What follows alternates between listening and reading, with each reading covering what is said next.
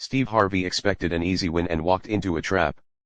What happens when one of America's most recognizable TV hosts sits down for what should be a friendly daytime chat and it turns into the most uncomfortable interview of his career? Steve Harvey thought he was stepping onto The View for a smooth conversation, a few laughs, and a quick book plug. But what happened next lit the studio up and split viewers straight down the middle. Before we dive into the video, please like, subscribe, and comment. Now, let's get back to the video. It was a Tuesday morning and Steve walked onto the View set, wearing that familiar confidence suit, crisp, smile locked in, the kind that usually disarms any room instantly. The audience welcomed him with warm applause as he slid into the guest chair, nodding politely like he'd done 1,000 times before. And for a moment it looked like just another polished TV appearance. Whoopi Goldberg greeted him first, upbeat and professional, while Sarah Haynes and Sunny Hostin smiled along, ready to keep things light and friendly. But Joy Behar sat at the far end of the table with her arms folded, face music tight, eyes fixed on Steve like she'd already decided how this was going to go. Steve Harvey. Everybody, Whoopi announced, and the clapping rose again as Steve gave that trademark grin and said, "Thank you for having me. Always a pleasure to be with you, ladies." Sarah eased in with the obvious setup, asking about Steve's new relationship book, and what inspired him to write another guide for couples, the kind of question meant to keep things calm and promotional. Steve leaned forward, relaxed and confident, saying that after decades of hosting Family Feud and listening to real families, he learned one thing the hard way. Communication is everything. And when people stop listening, the cracks start spreading fast. Sunny jumped in warmly, praising the reviews and the response. And for a second, the whole table looked like it was going to stay on track. Then Steve noticed it again. Joy's expression didn't soften even once. Trying to keep it playful, Steve glanced down the table and teased, "Joy, you look like you've got something to say." Letting out a light chuckle like he could joke the tension away. Joy didn't laugh. Her eyes narrowed and she went straight for the throat, saying, "Well, Steve, and I've been reading your book and I have to ask, don't you think it's a bit hypocritical for someone who's been married 3 times to be giving relationship advice?" The room changed instantly. The studio went quiet. The other hosts looked away like they didn't want to be caught in the blast zone, and Steve's smile slipped for half a second before he forced it back into place. Steve answered carefully, trying not to let the moment turn ugly, saying, "Joy, I think my experiences, the good and the hard parts, actually give me insight into what works and what doesn't." Every relationship teaches you something. But Joy wasn't there to hear a thoughtful answer. She pushed harder, asking how anyone should trust advice from a man whose first 2 marriages ended in divorce. And the way she said it wasn't curiosity. It was a challenge. Whoopi tried to step in and soften it. "Joy, I think what Steve is saying is music," but Joy cut her off fast with, "No, Whoopi, let him answer," making it clear she wasn't sharing the floor with anyone. Steve's jaw tightened, but he kept his voice steady and said he's been happily married to Marjorie for over 15 years. They built a blended family. And yes, he learned from his mistakes because that's what growth looks like. Joy scoffed like she'd been waiting for that line, snapping back, "Growth or just good marketing music?" And the audience started murmuring because now it didn't feel like an interview. It felt like a public trial. Sarah looked visibly uncomfortable. Sunny shifted like she was ready to intervene. And yet Joy kept going like the tension was the entire point. She dragged up Steve's old comedy material, saying some of it feels dated now and questioning whether his advice was just another version of the same old thinking. That's when Steve set his coffee down harder than he meant to, music the sound sharp in the silence, and he finally said what everyone could feel. He came to talk about helping people build stronger relationships, not to be attacked over jokes from decades ago. Joy fired back instantly, saying she wasn't attacking. She was questioning credibility and that from her seat, it looked like he was profiting off advice in an area he struggled with himself. You could feel the temperature rising in the studio. Whoopi tried to redirect again toward the book's positive feedback, but Steve didn't let it slide this time, turning his head toward Joy and saying, "No, Joy wants this conversation, so let's have it." And his voice had a new edge that wasn't there before. Then Steve looked straight at her and asked the question that changed the energy completely. "You're sitting here trying to tear me down in front of millions. For what? What's your agenda here?" Joy leaned back with a satisfied smirk and said, "My agenda is truth, Steve. Our viewers deserve to know who they're taking advice from." And then she added the little twist meant to sting. And your defensive reaction is pretty telling. Steve's voice rose just enough to make heads turn, and he shot back, defensive, you're coming at my character, my marriage, my career, and you want me to sit here smiling like it's nothing. Joy, dripping with sarcasm, waved a hand like she was dismissing him and said, this is what happens when you ask legitimate questions. He falls apart like she was narrating his breakdown as entertainment. That's when Steve pushed his chair back and stood up abruptly, the scrape loud, the move bold, and the audience froze because now it wasn't tense. It was unstable. I'm not falling apart, Steve said, voice firm. I'm calling out your unprofessional behavior. This isn't journalism, but this is character assassination, Joy snapped. Sit down, Steve. You're embarrassing yourself. Like she was still in control of the room. Steve let out a short, bitter laugh and said, you think I'm embarrassing myself? You've spent the last 10 minutes trying to humiliate me on national television, and you think I'm the problem. And right there, right in that moment, everyone watching could tell this wasn't going back to normal. Joy's face tightened, and for the first time, the confidence she'd carried into the exchange started to wobble just a little. You're being dramatic, she snapped, waving her hand dismissively. This is how real interviews work. Steve, we don't just toss out soft questions so you can promote your book. Steve didn't sit back down. Instead, he pointed toward her, his voice steady but louder now, and said he's done thousands of interviews across every major network, and he knows the difference between tough questions and personal attacks. What you're doing right now is the second one, he said, and the words hit the room like a dropped plate. Whoopi finally tried again to regain control, suggesting they take a commercial break before things went further. But Steve shook his head slowly, and said, no, no. Joy started this, and we're going to finish it right here, he said firmly, eyes locked on her, refusing to let the moment get swept away. Joy crossed her arms and leaned back in her chair, chin lifted, daring him to continue, and said, fine, let's finish it. Then she doubled down, accusing Steve of building his entire career on stereotypes and now music, trying to rebrand himself as a relationship expert, calling the whole thing hypocritical. Steve's hands clenched at his sides as he fired back that this level of hostility wasn't normal and asked point blank if she had a personal issue with him because this didn't feel professional anymore. Joy snapped back immediately, telling him not to flatter himself, insisting it wasn't personal and claiming it was about accountability. That word set Steve off even more.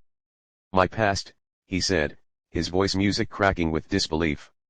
My past includes being homeless, sleeping in my car, building something from nothing, employing hundreds of people, and giving millions back to others. But you want to boil my entire life down to jokes from 30 years ago. Joy waved it away, calling it a sob story, and the audience audibly reacted, some gasping at how cold it sounded. Sarah tried to speak up, her voice shaky, but Joy shut her down instantly, telling her to stay out of it, making it clear she wasn't done. Steve stepped closer to the table now, his presence filling the space, and said he was tired of people tearing down decades of growth just because they didn't like his past. Joy's eyebrows shot up as she asked, people like me, her voice sharp with accusation.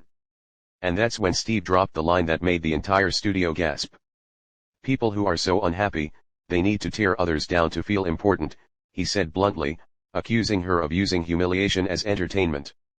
The audience reacted instantly, the sound, sharp and collective, and Joy's face flushed red with anger.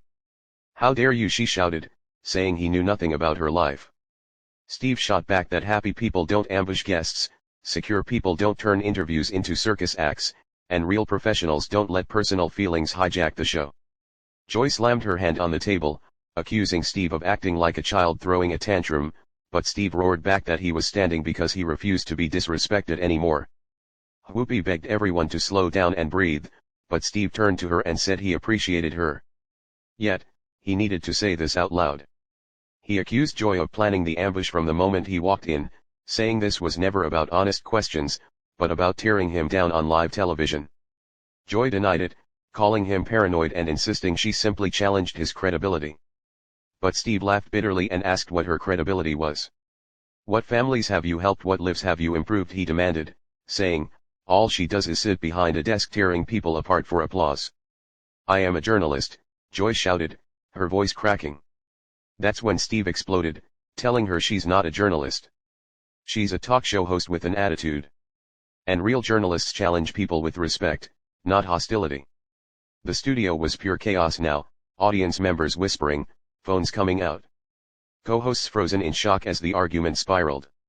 Joy stood up to face him across the table and dropped the accusation she clearly thought would end it all, saying his real problem was that he couldn't handle being challenged by a woman. Steve's eyes widened, stunned, and he fired back instantly that the strongest people in his life are women. His wife, his daughters, his mother, and this had nothing to do with gender and everything to do with disrespect. Joy's voice climbed higher as she insisted she was just asking hard questions. But Steve shot back that she wasn't asking questions at all and she was making accusations. Sonny finally spoke up, trying to calm both sides, but both Steve and Joy shouted, "Don't tell me to calm down." At the exact same time, then locked eyes in silence. Steve ran his hands through his hair and muttered that he came to talk about helping couples communicate, not to be attacked by someone who clearly never learned how to have a respectful conversation. Joy pointed at him and said he was the one being disrespectful, that he started yelling, that he made it personal. Steve stared at her in disbelief and said she started the interview by questioning his character and asked how that could possibly be anything but personal. Joy snapped back that it was relevant to what he was selling and if he was giving relationship advice, people had a right to dig into his history. Steve threw his hands up and said, "Fine, but do it professionally, not by calling someone a hypocrite 5 minutes into an interview." That's when Joy said the line that sucked the air out of the room. "I don't owe you respect," she snapped. "You earn respect." The studio went dead silent. Even Joy seemed to realize what she just said. But Steve stared at her, breathing hard, and then spoke quietly in a way that somehow felt more powerful than all the shouting. "You just told me on national television that you don't owe me basic human respect," he said slowly. "And you're wondering why I'm upset." Joy tried to walk it back, saying she meant professional respect. But Steve shook his head and said, "That's not what she said." And everyone heard it. Then he turned toward the camera, breaking the fourth wall completely, and told viewers at home exactly what Joy had just admitted. And that's where the tension stopped being loud and started becoming dangerous. Steve held his gaze on the camera for a long second, letting the weight of the moment sink in, and then slowly turned back toward Joy. His expression calm, but hardened in a way that felt final. "You know what's dramatic, Joy," he said evenly. "Ambushing a guest on your own show, dragging someone's personal life into the spotlight just to discredit their work. Sitting behind that desk like you get to decide who deserves basic human decency."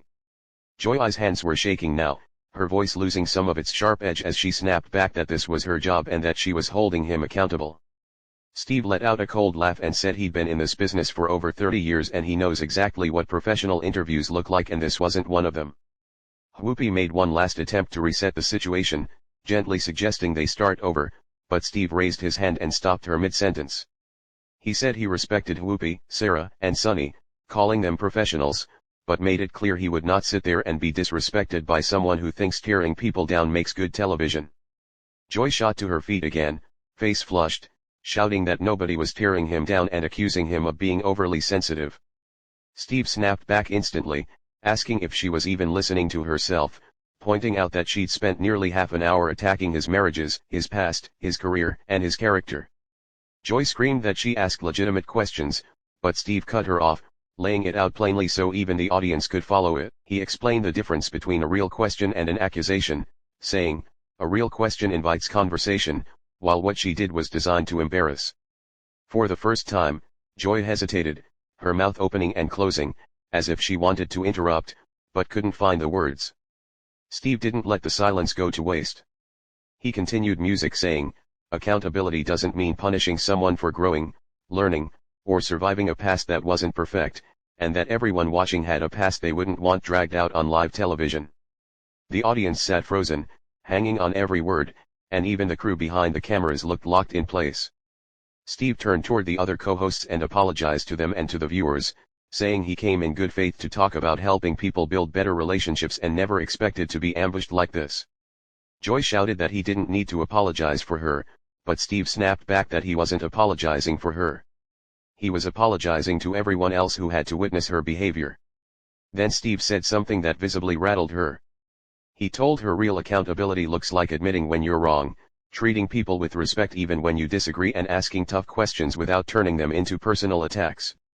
Joy shrieked that she didn't need lessons from him on how to do her job. And Steve fired back that clearly she did, because what happened that day wasn't journalism, wasn't entertainment, and wasn't professional. "How dare you?" Joy screamed. Steve shot back calmly, asking, how dare he defend himself, how dare he call out bullying, and how dare he refuse to sit quietly while someone tried to humiliate him. Joy accused him of trying to make her look bad, and Steve stared at her in disbelief before delivering the line that made the audience collectively inhale. "I don't have to make you look bad," he said. "You're doing that all by yourself." He told her every word, every insult, every outburst was revealing exactly who she was to millions of people watching at home. Joy screamed that she knew who she was. But Steve asked quietly if she really did, because from where he stood, she looked like someone who confused cruelty with strength. Her eyes filled with angry tears as she insisted she wasn't cruel. "Then prove it," Steve said calmly. "Apologize."